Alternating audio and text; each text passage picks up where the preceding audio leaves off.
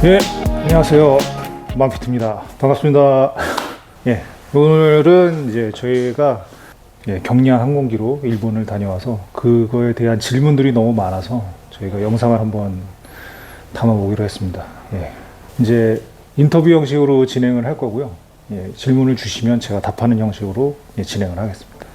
비행을 시작한 계기가 어떻게 되십니까? 비행을 시작한 계기는 되게 좀 본능적인데 저는 아주 한 3, 4살 때부터 꿈에서 날아다니는 꿈을 많이 꿨거든요.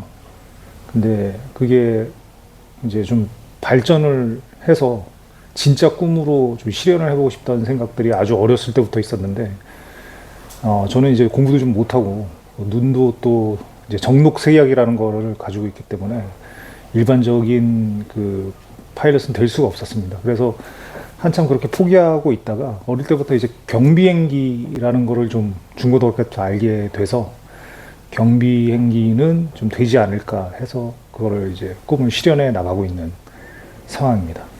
비행 면허를 따게 된 절차와 과정이 어떻게 되십니까? 비행 면허는 이제 한국에 규정된 절차들이 있는데 20시간 이제 비행을 하고 그다음에 학과 시험에 통과를 하면은 비행 시험, 실기 시험을 볼 수 있는 자격이 주어집니다. 이제 그걸 통과하게 되면은 면허를 주게 되는데, 이제 20시간만 가지고는 아주 이제 비행 천재가 아니면은 되게 힘든 상황입니다. 그래서 보통은 이제 50시간에서 근 100시간은 해야 시험을 해서 통과를 하는데, 저 같은 경우는 한 2달 만에 95시간, 근 100시간을 하고 시험을 봐서 통과를 했습니다. 비행기를 구입하게 된 이유는 무엇이고 비용은 얼마나 들었습니까? 비행기를 구입하는 이유는 이제 맨 처음에 렌탈이나 이런 것들을 알아봤는데, 이제 가장 큰 이슈는 자유도죠. 자유도 때문에 마음대로 제가 타지 못하고 마음대로 가지 못하고 그런 것들. 그리고 두 번째 이유는 비용입니다. 비용이 사실은 렌탈 비용이나 이런 것들을 합산해 보면은 비행기를 사는 것보다 더 많이 들거든요. 그러니까 비행기는 사서 되팔 때 감가가 많이 되지 않는 종목입니다. 오히려 이제 시간이 한 5년, 6년 지나고 나서는 더 비싸게 팔 수도 있는 그런 거기 때문에, 물론 임자를 만나야겠지만은, 그래서 사서 타다가 이제 어느 정도 같은 가격이라도 팔 수 있으면은 이제 더 비용도 절감하게 되는 거죠. 그래서 그러한 이유로 비행기를 이제 구입하고, 비행기를 사는 목적은 애초부터 저는 세계 여행이 꿈이었기 때문에 그걸 목표로 해서 구입을 하게 되었습니다. 비행기 한 대를 유지하는 비용은 얼마나 드십니까? 비행기를 유지하는 비용은 일단 기름값부터 하면은 1시간에 한 25리터. 저 같은 경우는 915 ILS이기 때문에, 보통 일반적인 100마력짜리들은 12리터에서 한 18리터까지 사용하는 걸로 알고 있습니다. 근데 저는 아주 적게 사용하면 21리터에서 30리터까지, 많게는 32리터까지 먹는 겁니다. 이게 터보 엔진이라서 힘과 그리고 연비가 같이 따라오는 그런 형태입니다. 그리고 주기료 같은 경우는 그냥 원룸 월세 정도 생각하시면 됩니다. 이게 공항에 하는 게 아니라 일반적인 경비행기장 이제 개인 사업자분들이 임대를 해주시거든요. 한 공간을. 이제 그런 데를 임대를 해서 뭐 아주 적게는 뭐 한 40만 원, 뭐 많게는 한 70만 원, 뭐 요 선에서 왔다 갔다 하는 정도입니다. 그 다음에 엔진 오일 값은 생각보다 안 비싸요. 2.5리터 정도밖에 안 들어가서 한 15만 원, 16만 원, 오히려 자동차 요즘에 3, 40만 원 하잖아요. 그런 거보다는 더 쌉니다. 40만 원짜리는 이제 조금 좋은 뭐 3000cc 자동차 이런 거겠죠. 그리고 보험료가 한 200가량 들고요. 그리고 나머지 1년에 이제 정기 검사 받는 것들, 그런 것들 한 150만 원 정도. 그러니까 약간 고사양의 자동차를 유지하는 거 정도로 생각하시면 됩니다. 일본을 최초 해외 비행으로 선택한 이유는 뭔가요? 일본이란 나라가 사실은 제일 가깝습니다. 이게 공항의 이제 위치 때문인데, 김해공항, 뭐 무안공항 이쪽이 남쪽에 있어서 해외로 비행할 수 있는 곳인데, 이제 무안공항이 이제 클로징 됐기 때문에 저희가 선택할 수 있는 거는 양양에서 출발하는 겁니다. 그래서 일본부터 가게 됐고, 그러면 대만도 저희가 메일을 보내서 알아봤고, 일본도 제가 알아봤었는데 일본이 제일 적극적인 저기 핸들링 업체를 만나서 저희가 일본에 갈 수 있게 되었습니다. 일본으로 가기 위한 행정적 준비 사항들은 무엇이 있었습니까?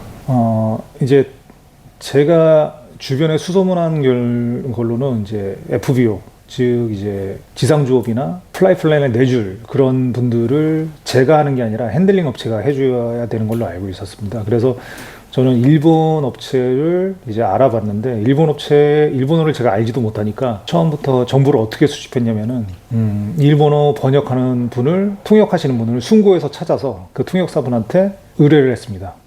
예, 핸들링 할 수 있는 업체를 찾아달라고. 그래서 근 2달가량, 세 달 정도 더 오래 걸린 것 같습니다. 그렇게 서칭을 해서 그분하고 이제 통역사분하고 얘기를 해서 핸들링 할 수 있겠냐, 그런 것들을 알아보다가 이제 핸들링 업체도 이게 처음이다 보니까 그 일본 항공청 J캡이라고 합니다. J캡에 연락을 해서 그거를 이제 타진하기 시작합니다. 그분이 어떤 분이냐면 이제 민간 항공 사단법인인데 그분의 거기에 속해 있으면서 그다음에 이런 업무들을 도와주시는 분들입니다.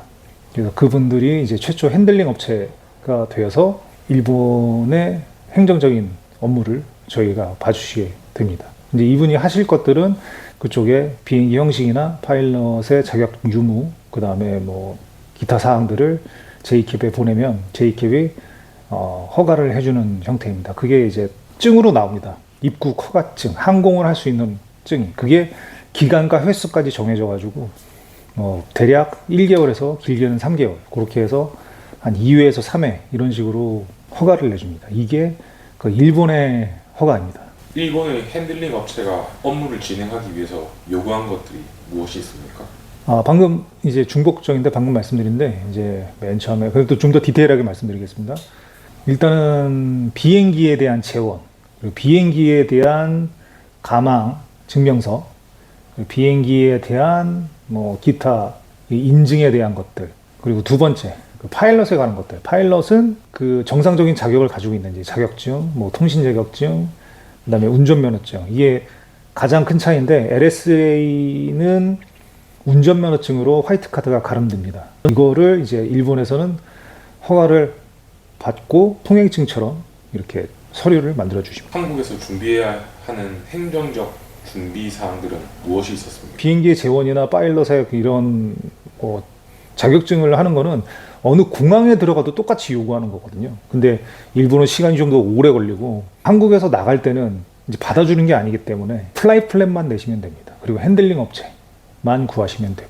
근데 그 핸들링 업체가 무엇을 하냐면은 지상조업 서비스를 해주시고, 그 다음에 플라이 플랜은 이제 해주냐 안 해주냐의 차이인데 그거는 옵션으로 계약하셔서 핸들링 업체와 하시면 됩니다. 근데 저희가 할 수가 없는 게 저 개인적으로 비행기를 계속 타고 있기 때문에 저희가 플라이 플랜을 내거나 그런 정신이 없습니다. 할 시간도 없고. 그래서 이거는 한국의 핸들링 업체가 해줘야 됩니다. 그리고 플랜만 잘 내면은 정말 해외로 벗어나는 그런 것들은 아무도 저희가 터치를 안 합니다. 그리고 들어오는 것도 마찬가지고. 이거는 저만 그런 게 아니라 지금 FBO 사업하시는 모든 밀항기들이 다 이런 식으로 진행을 하고 계시는 걸로 알고 있고, 자가용 제트 비행기도 이런 식으로 운영을 하는 걸로 알고 있습니다. 저도 좀 신기했습니다. 이거 뭐 국방부에다가 연락을 해야 되고, 막 이거 뭐라 그래야 돼, 신원조회도 하고 막 그래야 되는 거 아닌가, 이런 두려움이 있었거든요. 근데 다행히도 그거는 뭐 CIQ에서 이미 하고 계시는 건지 뭐 그런 것까지는 그 정도로 알고 있습니다.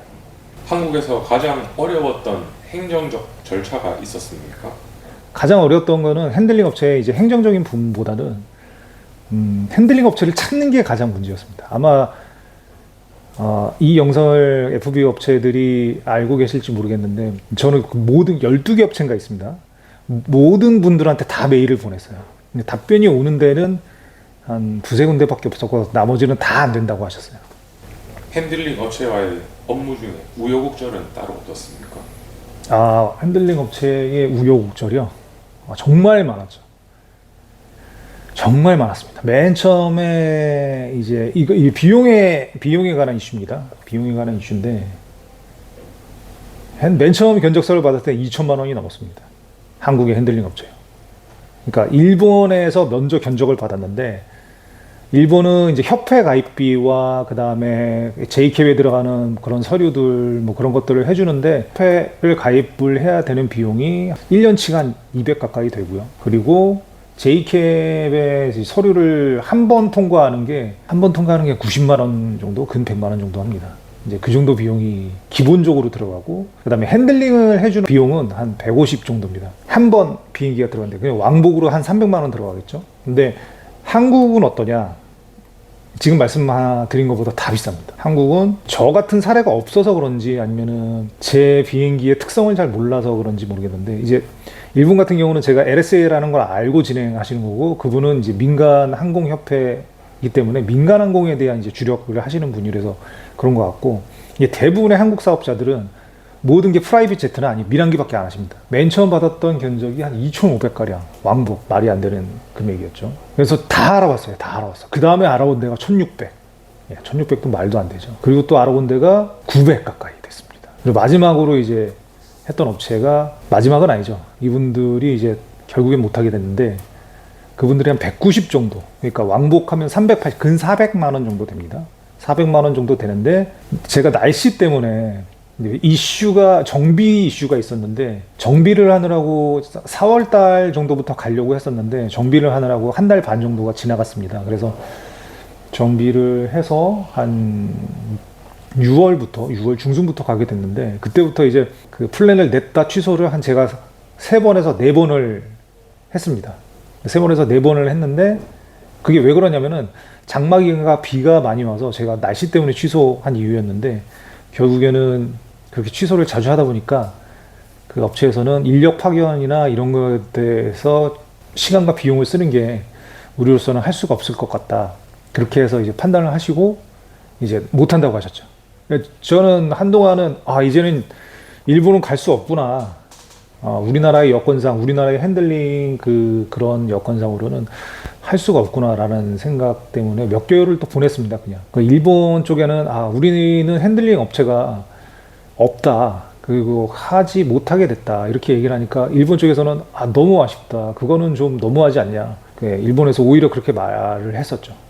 그렇게 해서 이제 먼저 선입금했던 그 비용도 반환을 받고 기다렸죠. 그런데 갑자기 어느 날 대표님들이나 이제 주변을 제가 또 수소문을 했죠. 소개를 받아서 비용은 제가 바운더리만 알려드리겠습니다. 한 400만 원 언더로 진행을 하게 됐습니다. 왕복, 출항과 입항. 이렇게 해서 이제 진행을 했죠. 근데 이분이 어떤 분이냐? 이 대표님이 어떤 분이냐면은 자라 레더포드 아실 겁니다. 자라 레더포드. 세계 일주한 소녀.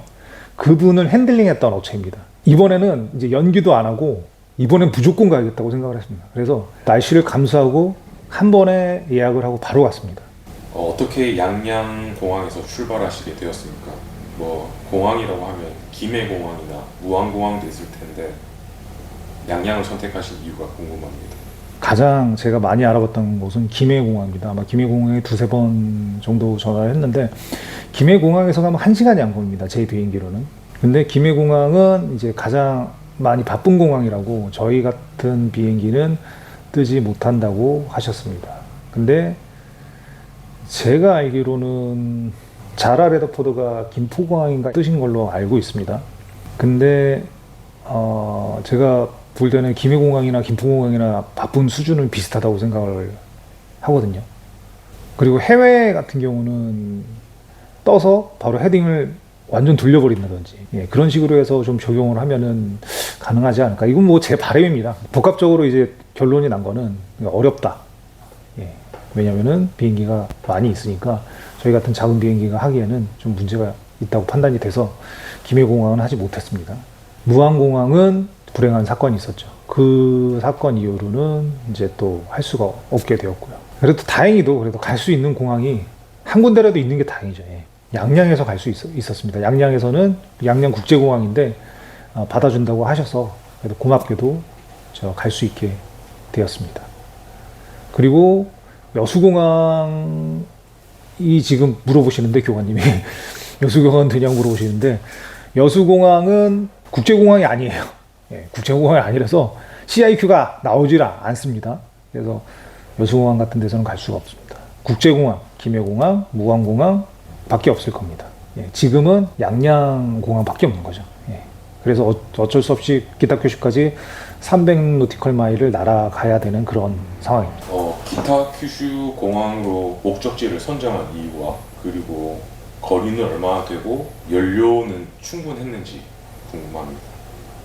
맨 처음부터 기타 큐슈를 생각했던 것 같습니다. 이유는 그냥 상식적으로 후쿠오카는 바쁘니까 안 받아줄 것이다. 그리고 이제 실제로 일본이랑 알아봤을 때는 후쿠오카는 너무 바쁜 공항이기 때문에 전혀 말이 안 된다고 하시고, 이제 김해공항과 똑같은 이유죠. 그래서 기타 큐슈는 이제 비행기가 한 10대 정도에 되는 걸로 알고 있습니다. 그래서 생각보다 되게 한산한 공항이었고 가까워서 그쪽으로 이제 선택을 했고요.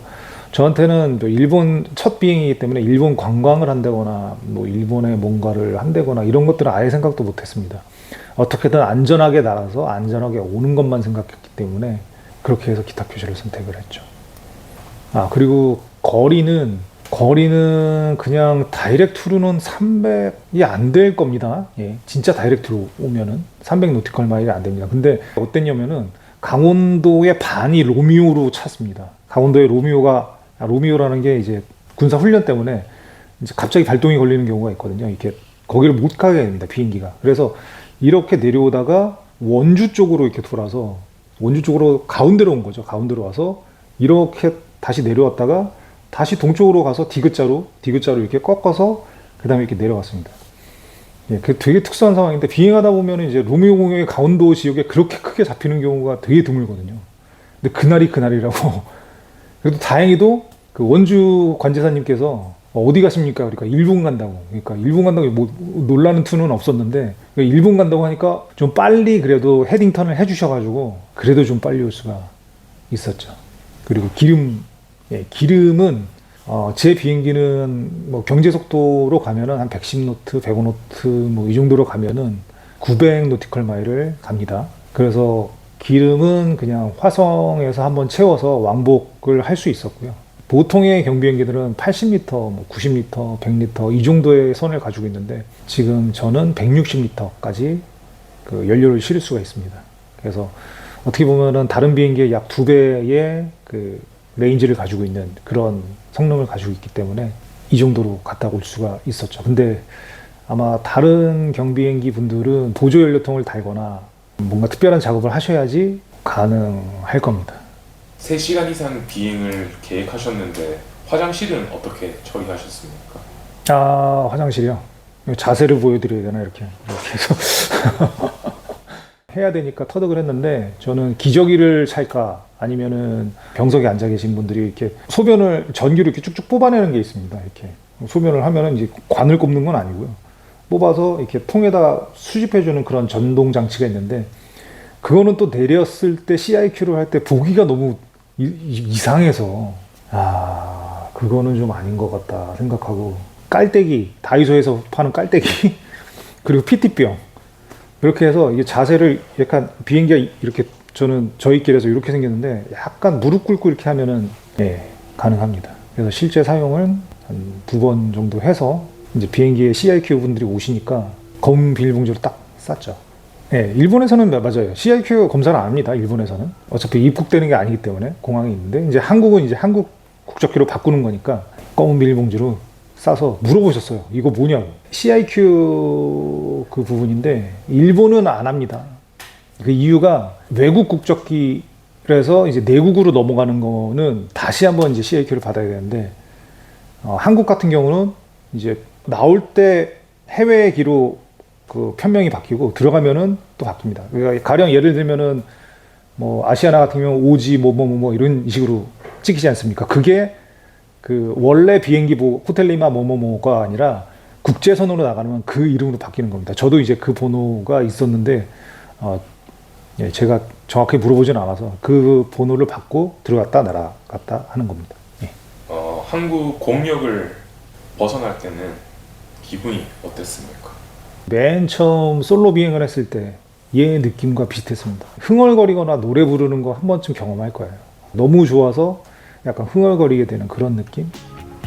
그러면서 드는 생각은 딱 하나였습니다. 더 멀리 가고 싶다.